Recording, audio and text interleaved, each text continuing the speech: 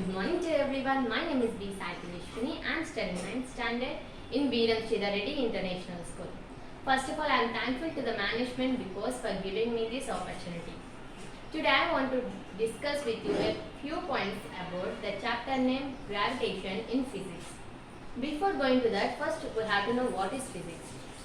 Physics is a natural science which deals with motion of an object and how it behaves through space and time. Some of us feeling that physics is a difficult subject, but if we understand, physics is easier subject. Let's begin our topic. One day Newton was sat under a tree, an apple fell on him.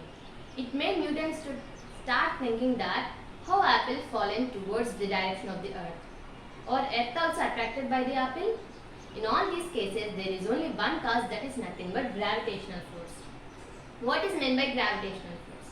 A force between two non-zero masses of an object with respect of their size and shape in the universe is known as gravitational force.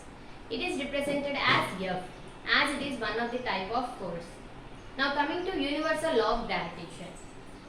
Every object in the universe attracts the another object with a force which is directly proportional to the product of their masses and inversely proportional to the square of the distance between them. And it can be write like this. And here capital G is a constant.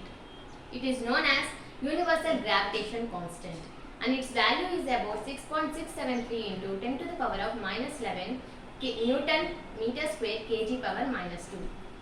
An importance of universal law of gravitation. The force which binds us to the earth, the motion of the planets towards the sun, the motion of the moon towards the earth. These are the importance of universal law of gravitation. Free fall. Whenever an object fallen towards the earth due to gravitational force, then the object is said to be in free fall. Due to earth's gravity, the object velocity will be changed. We know that if velocity changes, there must be acceleration involved. But in this case, acceleration is known as acceleration due to gravity. And it can be represented as small g. And its value is about 9.8 meter per second square. And if anyone asks you what is your weight, then you will say that my weight is 40 kg, 50 kg like. But that's wrong. Now coming to this topic, mass and weight. Do you know what is the difference between mass and weight? Mass is the amount of matter of an object and it can be measured as in the form of kgs.